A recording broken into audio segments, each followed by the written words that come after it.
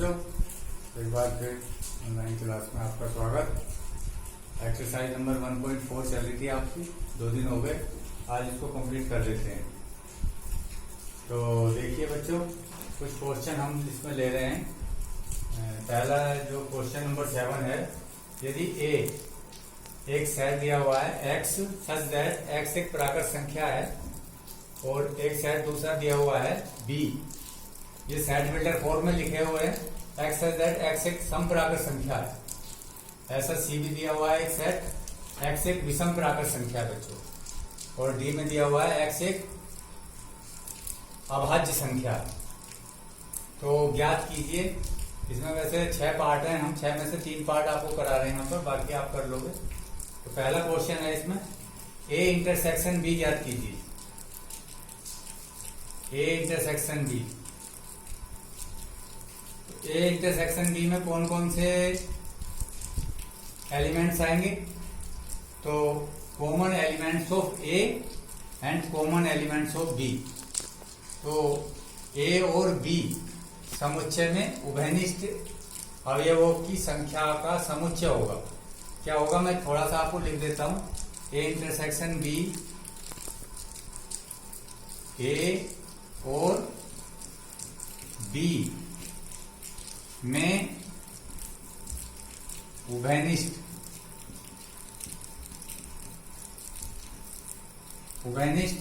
अवयवों का समुच्चय।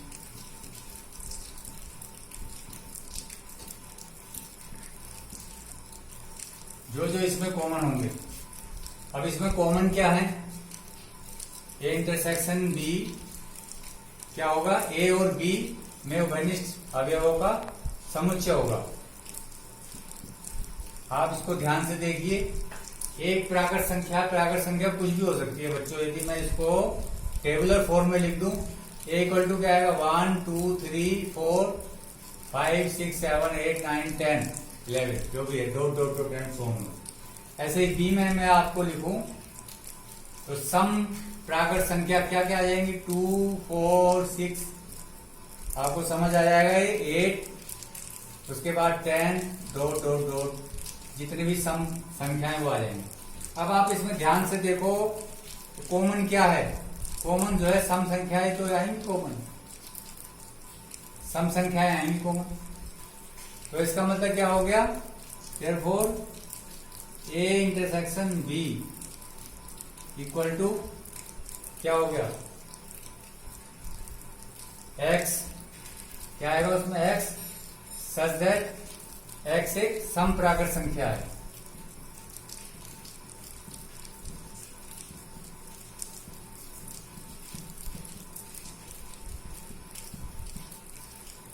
कहने का मतलब क्या है? सम प्राकृत संख्या का जो समुच्चय वो क्या है? b है।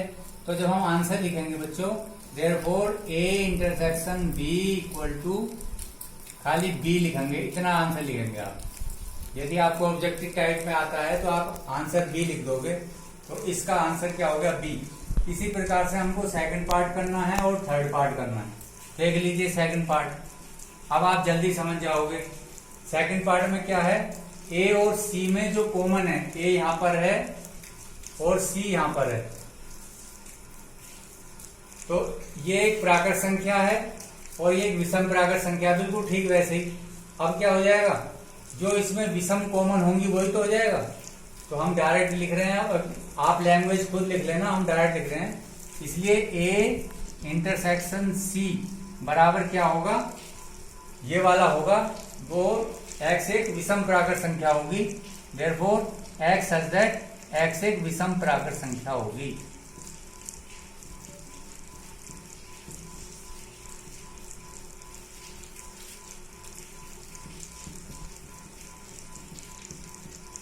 तो इसका आंसर क्या आ जाएगा बच्चों? a intersection c equal to c। तो that is the answer is c। c is the answer. अब आप देखिए third part, c intersection d। c intersection d में क्या करेंगे? जो c में कॉमन होंगे और d में कॉमन होंगे। c में कॉमन, c क्या है? एक विषम प्राकृत संख्या है जिसमें आएंगे 1 3 5, क्या आएंगे इसमें? 1 3 5 7 9 और इसमें क्या आएंगे, x एक अभाज्य संख्या है, तो इसमें जो कॉमन होंगे वो क्या होंगे आपके एलिमेंट। देखिए x एक अभाज्य संख्या है, जो अपने आप से अभाज्य संख्या कौन कौन सी होती हैं बच्चों, जो केवल अपने आप से कटती हैं, जैसे कि 2 3 5 7 9 नहीं आएगा इसमें, 11 13 15 डॉट डॉट डॉट। तो ये तो अभाज्य संख्या है और ये प्राकृत संख्या है, तो इसमें कॉमन क्या क्या है। कॉमन देखिए 3 कॉमन है, 5 कॉमन है, 7 कॉमन है। यानी कि कहने का मतलब क्या हुआ, जो अभाज्य संख्या थी और जो विषम थी और जो अभाज्य भी थी, तो C इंटरसेक्शन D में क्या आया, x सच दैट x एक विषम अभाज्य संख्या है, तो C इंटरसेक्शन D में आ जाएगा x सच दैट x विषम अभाज्य संख्या। ये आंसर आएगा इसका, इसे ध्यान से समझ लेना C इंटरसेक्शन D को। विषम अभाज्य प्राकृत भी लगा देना इसमें, प्राकृत संख्या है।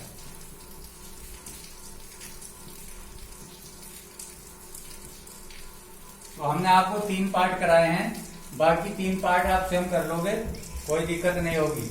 अब आगे चलते हैं, क्वेश्चन नंबर 8 पे आते हैं।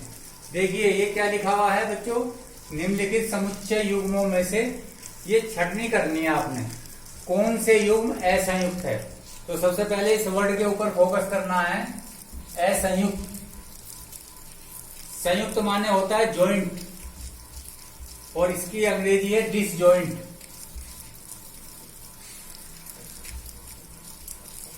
यानी कि कौन से डिसजॉइंट है, यानी कि जिनका संबंध आपस में नहीं है, यानी कि 1 2 3 4 और x एक। देखो फर्स्ट पार्ट देखिए इसका, पहला 8वें का फर्स्ट पार्ट का सॉल्यूशन देखिए।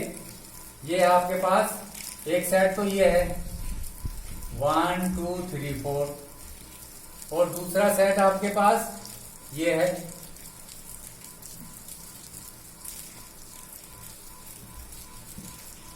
x का मान जो है 4 के बराबर और 4 से बड़ा है, यानी कि 4 है, 5 है, यहाँ पे 6 के बराबर भी है और 6 भी है।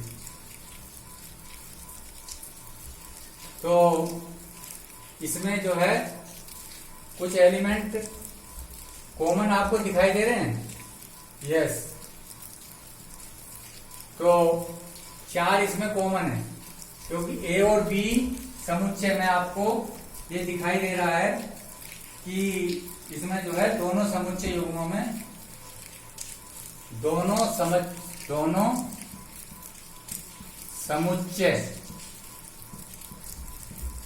युग्मों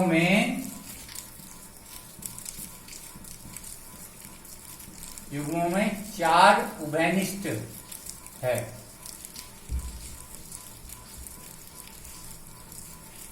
ये जो अवयव है 4, ये उभयनिष्ठ है। इसका मतलब क्या हो गया, ये असंयुक्त नहीं है। यदि कोई भी कॉमन, जिसमें कोई भी एलिमेंट कॉमन नहीं होगा एक दोनों समुच्चयों में, वो होगा बच्चों असंयुक्त।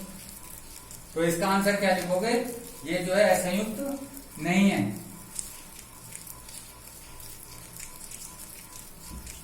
अतः समुच्चय युग्म असंयुक्त नहीं है।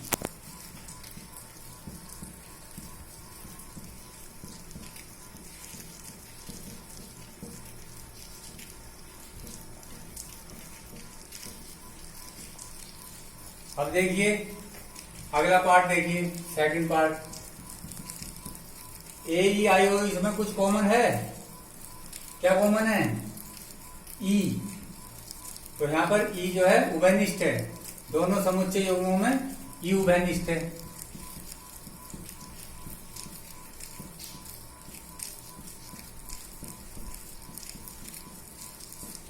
अवयव ई उभयनिष्ठ है।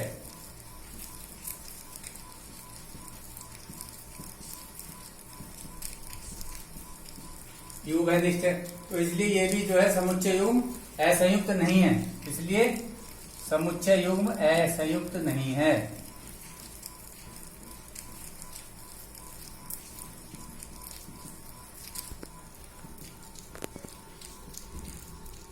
अब आगे देखिए, तीसरे में x एक सम पूर्णांक है और x एक विषम पूर्णांक है। सम पूर्णांक तो 2, 4, 6 होते हैं। थर्ड पार्ट, तो इनमें कोई भी अवयव उभयनिष्ठ नहीं है। दोनों समुच्चय युग्मों में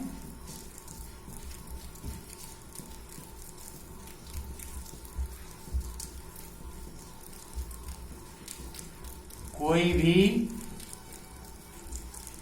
अवयव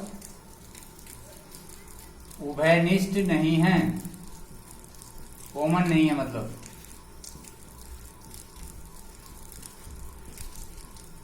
तो अतः समुच्चय युग्म क्या है? यह है असंयुक्त। अतः इसका आंसर क्या हो गया? असंयुक्त लिख देना। तो बच्चों ये हो गया आपके छटनी करने वाला डिसजॉइंट सेट। तो इससे आगे भी एक क्वेश्चन हम आपको बता रहे हैं। क्वेश्चन नंबर 10, यदि x बराबर क्या है ABCD और y बराबर क्या है FBDZ, तो ज्ञात कीजिए x minus y, y minus x और x इंटरसेक्शन y। आपको पढ़ाते समय जब इसके बारे में बताया था इस चैप्टर के, तो x माइनस वाई का मतलब ये बताया था कि हम इसमें से जो है रिमूव कर देंगे। जो x के एलिमेंट है, x के एलिमेंट में से ये वाले एलिमेंट रिमूव करेंगे। तो यहां से क्या रिमूव हो सकता है?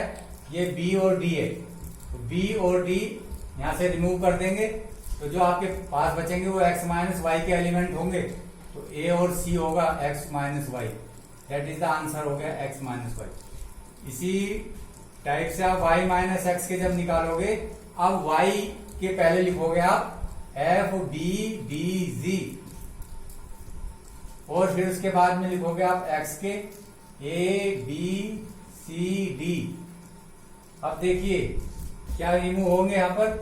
B और D रिमूव होंगे, B और D होंगे, B और D क्या बचेंगे? F और G, F और G। तो ये इसका आंसर होगा। ये तो आप खैर निकालते रहे हैं, इंटरसेक्शन तो आप इजीली निकाल लेंगे। x इंटरसेक्शन y में कुछ नहीं है। जो कॉमन एलिमेंट है, देखो कॉमन है कोई एलिमेंट? कॉमन है b है, b है, तो एक b लिख देंगे आप। कॉमन और क्या है? d है, d है, d लिख देंगे। तो सिंपल क्वेश्चन था। चलो आगे देखो, क्वेश्चन नंबर 11 है मेन। r वास्तविक संख्याओं और q परिमेय संख्याओं के समुच्चय हैं, तो r माइनस q क्या होगा? यदि आपने अच्छे से संख्या पद्धति पढ़ी है छोटी कक्षाओं से, क्लास 6 में शुरू हो जाती है बच्चों, और आपको संख्याओं का ज्ञान होना चाहिए कि वास्तविक संख्या किसे कहते हैं। वास्तविक संख्या में दोनों प्रकार की संख्याएं आती हैं, परिमेय संख्याएं और अपरिमेय संख्याएं मिलकर के वास्तविक संख्या कहलाती है। और ये चैप्टर फर्स्ट ही है आपका कक्षा 9 में। परिमेय संख्या, अपरिमेय संख्या, वास्तविक संख्या कक्षा 10 में भी है। तो R क्या है? वास्तविक संख्याओं का समुच्चय। तो वास्तविक संख्याओं का समुच्चय, तो वहां पर कोई एलिमेंट है x such that x belongs to R, यानी कि R जो है वास्तविक संख्या है। x सच दैट वास्तविक संख्या है, तो वास्तविक संख्या में परिमेय और अपरिमेय दोनों आएंगी। तो x एक परिमेय संख्या हो सकती है या एक अपरिमेय संख्या हो सकती है। जबकि हमको q क्या दिया हुआ है? परिमेय संख्याओं का समुच्चय। तो x सच दैट x एक परिमेय संख्या है। अब हम निकालेंगे r माइनस क्यू, वही डिफरेंस ऑफ द सेट्स। तो हमें q हटा देना है। तो q जब हट जाएगा तो x such that x belongs to r, परंतु x does not belongs to q।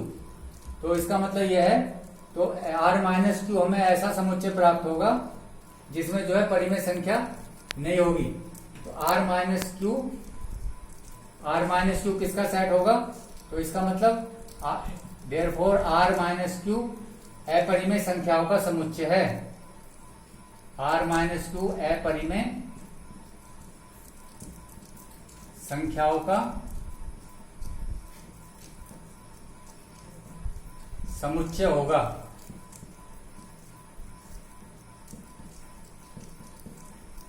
और यहाँ पर अपरिमेय संख्याओं के समुच्चय को कैपिटल टी से भी प्रदर्शित करते हैं बच्चों, अपरिमेय संख्याओं के लिए।